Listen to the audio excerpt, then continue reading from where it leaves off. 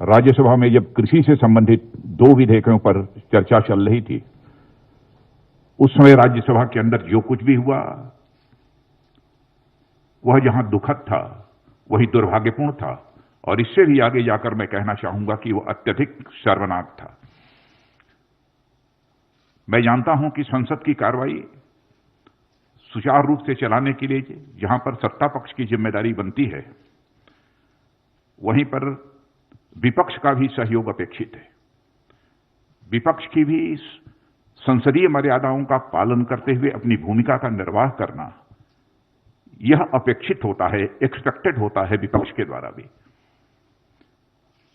लेकिन आम जनता के अंदर, आम किसानों के अंदर एक गलतफहमी पैदा करके केवल निहित राजनीतिक स्वार्थ को साधने की जो कोशिश की जा रही है, मैं समझता हूं कि स्वस्थ लोकतांत्रिक परंपराओं के यह अनुकूल नहीं है। और यह दोनों विधेयक, मैं कह सकता हूं, किसान और कृषि जगत दोनों के लिए यह ऐतिहासिक हैं। इसे लागू करने से स्वाभाविक रूप से किसानों की आमदनी बढ़ेगी, लेकिन किसानों के बीच गलतफहमी पैदा की जा रही है। एमएसपी समाप्त कर दी जाएगी, एपीएमसी समाप्त कर दी जाएगी। हकीकत यह है कि यह दोनों बिल प्रभावी होने के बाद हमारा किसान अपना माल भारत में जहां भी बेचना चाहता है पूरी आजादी के साथ बेच सकता है, जहां पर भी उसको अच्छी कीमत मिले। न तो एपीएमसी समाप्त हो रही है और न तो एमएसपी समाप्त हो रही है। इसके पहले भी हमारी सरकार ने बराबर एमएसपी बढ़ाया है, और जो यह वादा किया था कि हम किसानों की आमदनी को जस्ट डबल करेंगे, तो उस लक्ष्य को काफी हद तक हमने हासिल करने में भी कामयाबी हासिल की है। लेकिन हम इसे और आगे ले जाना चाहते हैं। लेकिन जैसा मैंने कहा कि डिप्टी चेयरमैन राज्यसभा के, उनके साथ जो दुर्व्यवहार हुआ है, प्रत्यक्ष सारे देश ने अपनी आंखों से उसे देखा है। हरवंश जी पत्रकारिता क्षेत्र में लंबे समय तक उन्होंने काम किया है और लोग अच्छी तरह परिचित हैं। मूल्यों में विश्वास रखने वाले, वैल्यूज के प्रति कमिटमेंट, एक ऐसे व्यक्तित्व के रूप में उनकी छवि रही है। लेकिन सीधे उनके आसन पर तक चले जाना, और आसन तक जाना ही नहीं बल्कि आसन पर जाकर खड़े हो जाना, वहां पर जाकर रूल्स बुक को फाड़ डालना, और इतना ही नहीं, वहां पर पहुंचकर रूल्स बुक को फाड़ना और अन्य भी जो कागजात रखे हुए थे उसे भी फाड़ देना और आसन के ऊपर चढ़ जाना। जहां तक मैं जानता हूं, मैं कह सकता हूं कि संसदीय इतिहास में कभी ऐसी घटना न तो लोकसभा में हुई है न राज्यसभा में हुई, और राज्यसभा में होना तो यह और बड़ी बात है। राज्यसभा को हम हाउस ऑफ एल्डर्स कहते हैं। संसदीय परंपराओं में विश्वास रखने वाला कोई ही व्यक्ति निश्चित रूप से इस प्रकार की घटना से आहत होगा। आज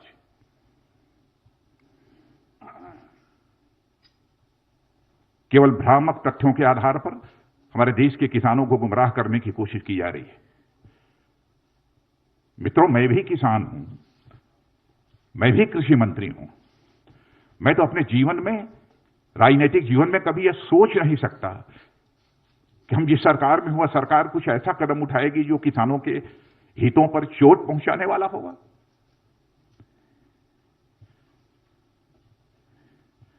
जो कुछ भी हुआ है वह संसदीय गरिमा के अनुरूप नहीं हुआ है।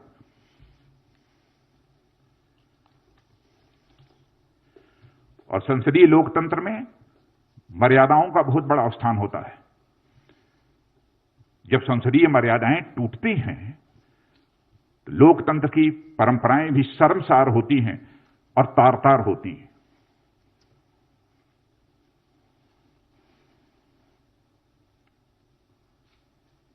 और कुछ सांसदों के द्वारा उपसभापति जी के साथ जैसा आचरण किया गया है, उसकी जितनी भी भर्त्सना की जाए वह कम है। और इस प्रकार की जो भी कार्रवाई की गई है उसको मैं कंडेम करता हूं।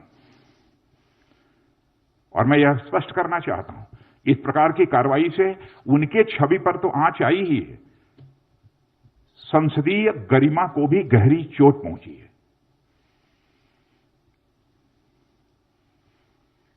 मित्रों, इस अवसर पर मुझे इतना ही कहना था।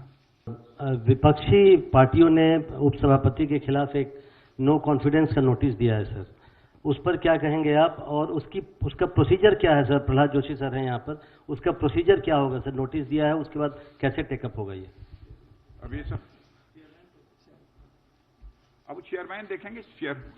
नोटिस गई है, चेयरमैन को जो इस संबंध में फैसला करना होगा करेंगे। हम राजनीतिक स्तर पर उस संबंध में कुछ नहीं कहना चाहेंगे। यह प्रेरोगेटिव पूरी तरह से चेयरमैन का है। 50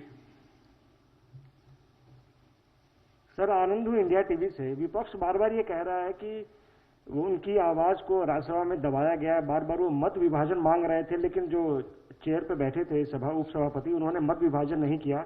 और साथ ही साथ विपक्ष बार बार एक तर्क ये दे रहा है कि जो सरकार अपनी कैबिनेट मंत्री हरसिमरत कौर को नहीं समझा पाई इस बिल के फायदे को, वो किसानों को और बाकी देश को क्या समझाएगी? समझाने का जहां तक सवाल है, समझाने की कोशिश तो सबको हो रही है। और ऐसे लोग जिनके हर व्यक्ति के फैसले लेने के पीछे कुछ राजनीतिक कारण होते हैं, कैसे उन्होंने यह फैसला किया उस संबंध में मैं कोई टिप्पणी नहीं करना चाहता हूं।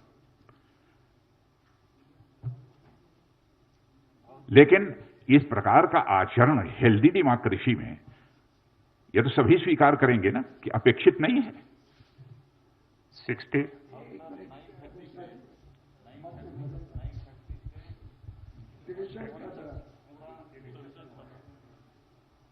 अब यही संसदीय कार्य मंत्री बतला रहे हैं कि 9:30 बजे से 1:30 बजे तक पूरा डिस्कशन चला है। अच्छा, दूसरी चीज, मान लिया उन्हें महसूस हुआ कि उनको इग्नोर किया गया, उनकी बात नहीं सुनी किसी, मान लिया। लेकिन मैं ऐसा मानता नहीं, लेकिन उनके हिसाब से भी हम माने। तो क्या इस हेल्दी पार्लियामेंट्री डेमोक्रेसी में उस व्यक्ति को वायलेंट होना चाहिए, चेयर पर अटैक करना चाहिए, डिप्टी चेयरमैन के आसन पर चढ़ जाना चाहिए? क्या औचित्य है इसका? माइक तोड़ देना चाहिए?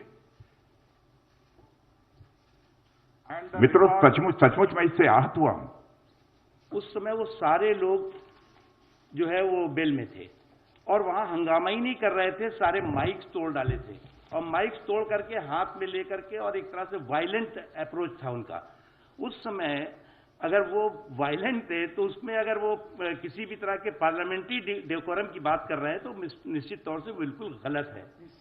और बार बार जो है वो वाइस चेयरमैन साहब ने कहा कि आप अगर डिवीजन चाहते हैं तो आपको अपनी सीट पर जाना ही चाहिए, लेकिन कोई नहीं गया। बल्कि जैसा कि आदरणीय राजनाथ जी ने कहा कि वो तो जो हमारे जो राज्यसभा के स्टाफ के लोग थे उनकी मेज पर थे, एक दूसरे की कंधों पर जो है वो नारेबाजी कर रहे थे। एक बात कही जा रही है कि एमएसपी खत्म हो जाएगा, इस पे आप क्या स्पष्टीकरण देंगे? क्योंकि आज पंजाब से लेकर हरियाणा में कई जगह ट्रैक्टर जलाई गई, किसान जो है वो सड़कों पे उतरे हुए थे, उस दौरान ही ये बिल भी पास हो गया संसद से। मित्रों, मैं दो टूक शब्दों में तहे दिल मैं देश के किसान भाइयों को संदेश देना चाहता हूं, किसी भी सूरत में एमएसपी खत्म नहीं होगी। इतना ही नहीं, एपीएमसी जो है उसकी व्यवस्था भी किसी भी सूरत में खत्म नहीं होगी। यह मैं पूरी तरह से देश के किसानों को आश्वस्त करना चाहता हूं, अपने किसान भाइयों को। मैं भी किसान हूं। Last question 13। So, Polemy from India Today. My question is about MSP itself. Swadeshi Jagran Manch as well, for instance, has said that why can't you write it into the Act itself, guarantee MSP and guarantee that if anyone tries to buy produce at a price lesser than MSP, then it will be deemed illegal.